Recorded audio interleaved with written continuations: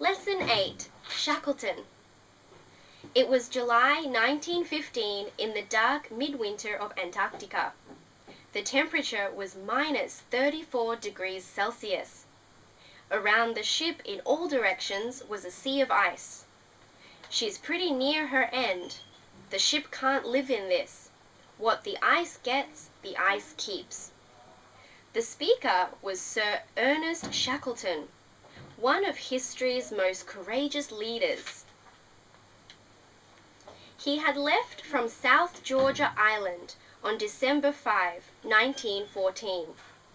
Shackleton and his men had sailed toward the South Pole to try to be the first to cross the Antarctic continent on foot. After traveling nearly 1,000 miles, however, their ship, Endurance, was trapped, stuck in the frozen waters of Antarctica's Weddell Sea. It was January 18.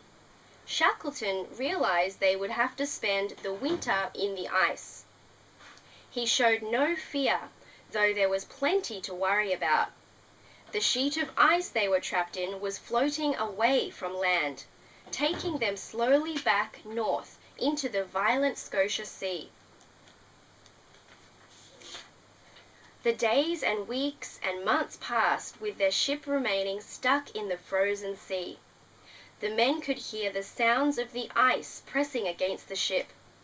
There were times when we thought the ship would not stand it, wrote one crew member. They had been trapped for 8 months and 15 days. The sound of the ship being squeezed by the ice was like the cries of a living creature. On October 27, they were forced to take the supplies they could carry and leave the Endurance. Their ship was crushed by the ice. It's hard to write what I feel, wrote Shackleton.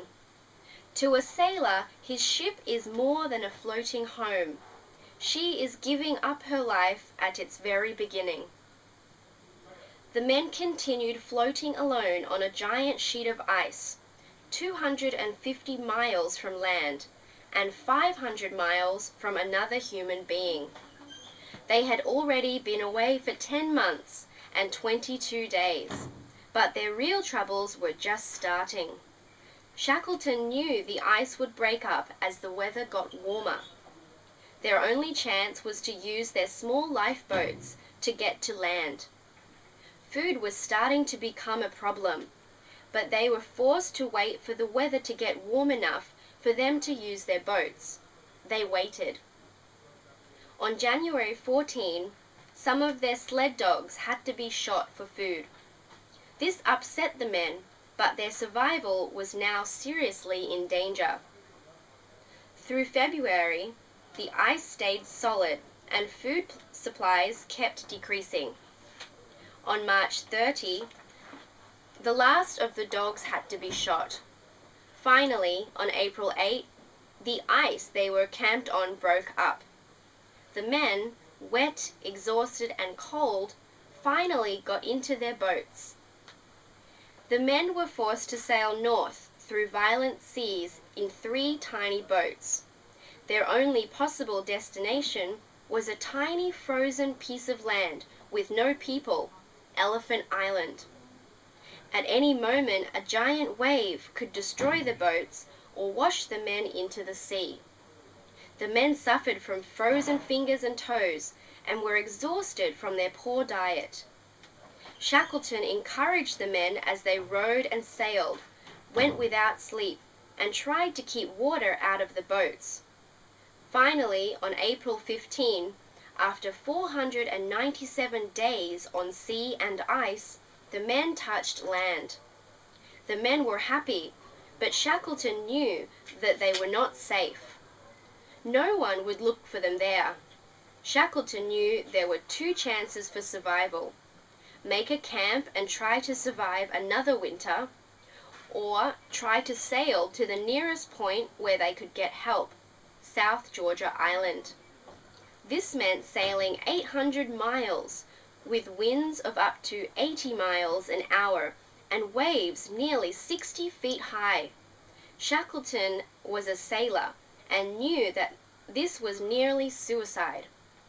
He also knew, however, that if they spent the winter on Elephant Island, certainly some of his men would die. He decided to sail for help. Shackleton chose 5 men. They took the strongest boat and started sailing on April 24. Their tiny boat was tossed and flooded. The waves were 60-foot black walls of water high above them. From May 1 to May 3, there were 48 hours of non-stop winds blowing at over 40 miles per hour.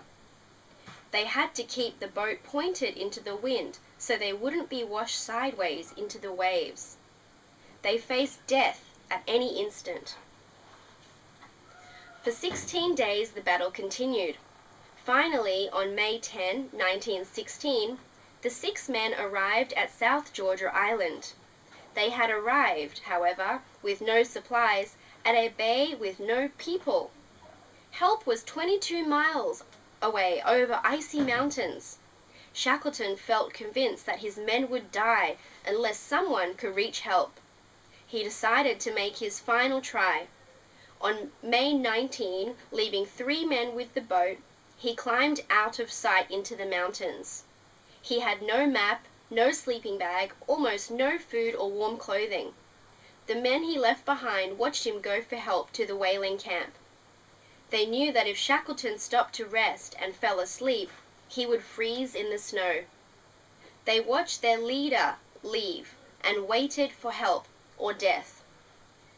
On May 21, at a whaling camp on the opposite side of South Georgia Island, there was a knock on the door of the camp leader.